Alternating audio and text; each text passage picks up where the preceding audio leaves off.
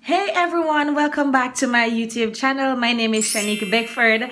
If you are new here, welcome to this channel, and if you have been with me for a while, then welcome back to my channel.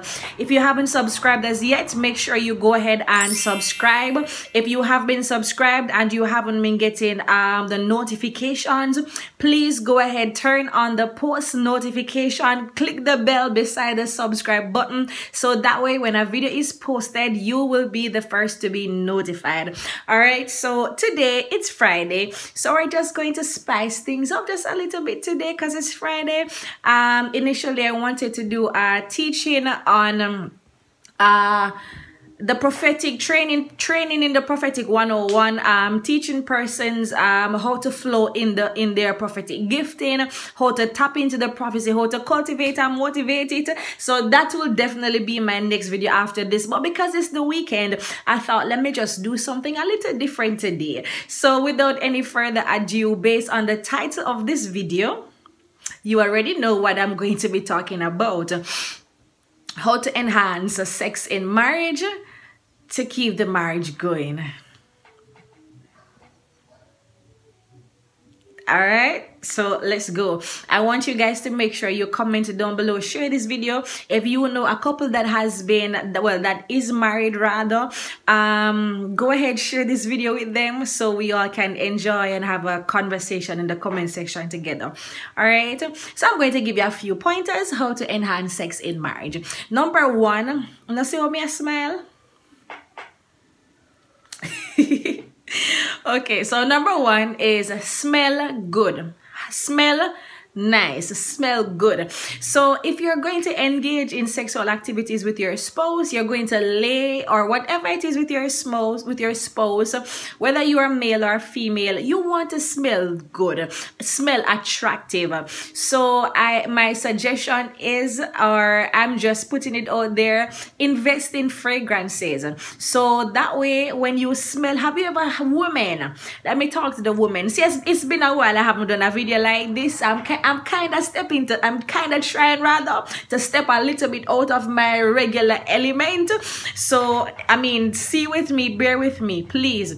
Right, so female wives, have you ever smelled your husband when he, you know, takes a shower, put on the Axe or whatever it is that your spouse uses, and then he sprays his cologne and the fragrance is just kicking like Van Damme, and you're like, instead of him coming to you, you're going to him because that fragrance is taking over the entire house. That fragrance is just in the car and you just want to ravish him wherever he is because of how he smells. No, listen, that's how powerful fragrances are. If you are using the right or the perfect fragrance, it also can help to enhance sex within the bedroom. Take it from an expert. If you know an expert, take it from them. So number one is invest in fragrances. The Isimiyaki, get some good fragrances for your spouse if he doesn't know them well, and it is better you just invest in something that cost. I mean, it doesn't make sense you go down to the Chinaman and buy one of those little spray stuff, and by the time you start to sweat and whatever, it smell bad. It no make no sense. So I suggest that you invest in something that is something that will be worthwhile and that will pay off in the long run. All right, yes. Number two is tell your spouse what you want. So let's talk. Number two is tell your spouse what you want. If both of you guys come together, you know your spouse knows you, except your spouse will not necessarily know everything about you. As long as you're with that person, you're going to always learn about the person. There's some things you may have to unlearn. Yesterday, I liked chocolate. Today, I don't like chocolate anymore. So as life goes by, you will have to learn, unlearn, and get to know certain things about your spouse. So the same applies to sex. When it comes to sex, you have to get to know You have to get to know your spouse. So never be afraid to tell your spouse what you like. If you don't like it back ways, you don't like it back ways. If you're tired of missionary, you're tired of missionary. So whatever it is you like, find the strength, find it within yourself to sit your spouse down and say, babe, this is what I like. Honey, sweetheart, darling, bunununus, chocolate, gummy bear, whatever you call him or her. Let them know what it is that you like. I like it when you do it this way.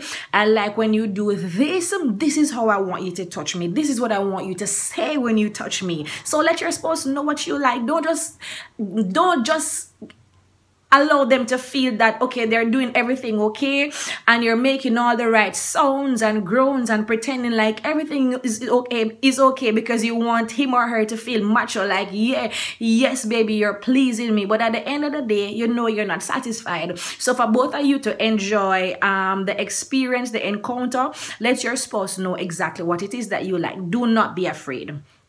Number 3 is take time to romance him or her.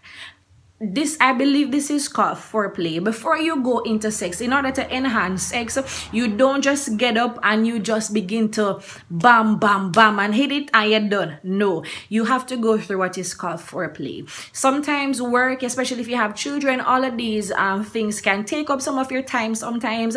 And so foreplay, it's not just necessarily about touch.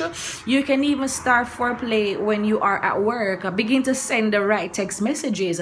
Begin to express yourself to your spouse what it is that you like. I'm not saying that you're going to sexting, that not texting, sexting. I know couples do that thing. I'm not saying to do that. I'm not saying to send any rude photos or anything, but I'm just saying begin to tell your spouse how much you love him or her, what you like about them.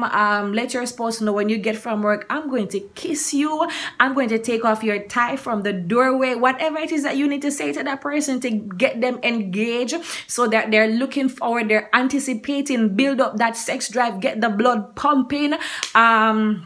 Then you begin to do that. So as I said, it's not just in doing. However, as it relates to the doing aspect of romancing, you can give that person chocolate, flowers, and if it is that you're not spending any money, that's fine, because money isn't necessarily romance. But you have to learn how to kiss her, where to kiss her, how to touch her, where to touch her, so that way you can get him or her turned on to the maximum, so that you guys can get the freak on. And especially for male, if they have a struggle, you have to know how to assist your spouse. For the females, men, you have to know how to assist the females. You have to get them aroused. You have to get them what's the word I'm looking for? I don't want nobody to say Pastor broke out, me no broke out. I'm still a saint. I conceived my 2 sons as the Virgin Mary, and I will keep it that way. You have to get her aroused. You have to get her moist. If there is no moisture, what is that you call it? I'm forgetting the word. You guys have to check Dr. what's her name? Call her Dunbar, the sex expert. She's a sex doctor. For the terminology, she has a book called Sexcription. I'll recommend that you guys go ahead and check it out. But men, as it relates to women, as I said, you have to get her aroused. You have to get her moist, so that way when you begin to do the it's not painful. It's not there's no friction, but it's a free passage. It's a free exodus, if you know what I mean. Wink, wink, yeah. In case anybody watching and they're not married, I told you not to watch. Do not watch. Go read your Bible or watch my other videos. Right, so there's free exodus from the outside to the inside of the promised land. It's the promised land. I mean, it's good. Milk and honey will flow. Anyways, so it's not a 1, 2, 3 slam bam thing and you're over with. No, take time to romance and pleasure each other. Number 4 is 1, 2, 3. Yeah, number 4 is take time to know your spouse's body. If you do not know your spouse's body, then you can't enjoy sex. So you have to know each other's body, where to touch, where not to touch, how hard to go, how soft to go, where's that thing called the G spot, how do I hit the G spot. You just have to know each other's body. What is it that make my spouse tick? What is it that I need to do to make him ejaculate before time? What position it is that he is weak to? You guys need to get subscription from Bishop Dr. Carla Dunbar, and you will understand what I'm saying. She will go into perfect details. I'm just touching the surface. This is a little bit out of my element, or maybe is it my element, but I'm a bit fearful of coming into it. I don't know. We will see, and we will see. But yeah, you have to know each other's body. So that's a very good point. So maybe one of the nights, instead of just hitting it and going to sleep, maybe both of you guys need to just lay on the bed naked and examine each other's body. Tell your spouse what you like, what you don't like. Try doing things to your spouse's body, see how they react, vice versa, and you get to know each other. I mean, it's your body. Women, tell your husband, it's my body. Let me see how this works. Let me see what that looks like. Tell me how this feels. Men, the same thing for your wives. That's how you know each other's body. Do not be afraid. Why are you married to him or her if you are afraid of examining the person? I mean, isn't it my body anyways? Your body is my body. My body is your body. The next point is get creative. In order to enjoy sex in marriage, you have to become creative. You can't always do it in the bed. You can't always do the same thing. You have to get creative. You have to set a mood, set a scene. Sometimes women like candles, they like rose petals, they like music. So put on the little Brian McKnight, the Backstreet Boys, whatever it is, whatever souls you listen to. If you listen to souls, I mean, if you prefer to listen on a hill far away to an old rugged cross, or you prefer to listen to some gospel worship song, then so be it. But whatever it is, whatever music you listen to that gets you going, set the mood, set the atmosphere, be creative, take a shower together, you live alone, go in the garage, in the car, go in the washroom, go on the table, on the sofa, on the floor, whatever it is that gets you going. Just be creative, do something that is different for a change, to build the excitement, do something spontaneous. I know sometimes there are some people that are so busy that they have to set a schedule. If you have to set a schedule, then something is a bit off if you have to set a schedule for sex. I believe that when you're in love with the partner, it's just a spontaneous thing where you just see your spouse and you're just like, wow, that's my wife. Come here, babes, come here. Yeah. And you know, you get a free going on. Yeah. Yes, it's still Pastor Beckford. Still me. I'm still saved and filled with the Holy Ghost. Yeah. The final point that I will share with you is sex is for both parties. So take time. Sex is for both parties, not just the male, but also for the female. I was doing a little bit of study recently, and I found that the majority, the higher the percentage for male ejaculation is greater than the female, because based on what I have been reading and studying, yes, I studied this thing, based on what I have been reading and studying, is that the female takes a little longer too than the female, and so the male has to then take his time to know and understand the female's body, know your spouse's body, so you know what it is that gets your wife to ejaculate. You have to know what it is to do, regardless of size, regardless of any of those attributes, to get your wife or your husband to have an orgasm. So you have to get to know your spouse's body. As I said before, you have to get to know your spouse's body, and you have to come to a conclusion that both of us must enjoy this thing. It's not just females, it's not just for the males. And for the females that love it more than the males, the females, it's not just for you, it's also for your spouse. So both of you come together, both of you, whatever it is together, you both enjoy this thing. If the male pops before, then take the time to ensure that the woman gets her pleasure after. And if the woman gets hers before, also take the time to make sure that the female gets hers. And I say this to say that oftentimes these things cause arguments in marriage. A few things that causes arguments in marriage when it comes to religion, comes to finances, it comes to sex.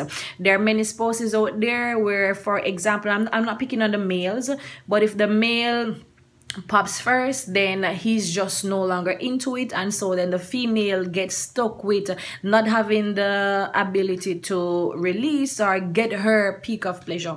And so sometimes these things cause an argument. So I'm just saying, if you are watching this video, you have an issue in this aspect, I suggest you talk to somebody. If you have an erectile dysfunction issue, I suggest you go to the doctor, get some form of medication, pill. There are things out there that you do not have to be ashamed of. No one has to know. As for the females, if it is that you also have problems in whatever area it is, getting moist, whatever issues that you have, you too can also see a doctor or talk to someone. If it is that you guys just don't know what to do, how to enhance, how to go about the whole aspect of it, there are people out there that you can talk to. And I'm not just talking about talk to a therapist, talking to a counselor. I'm talking about great people that are also even Christians. I strongly recommend Dr. Carla Dunbar, the bishop. She's very profound, she's very scriptural.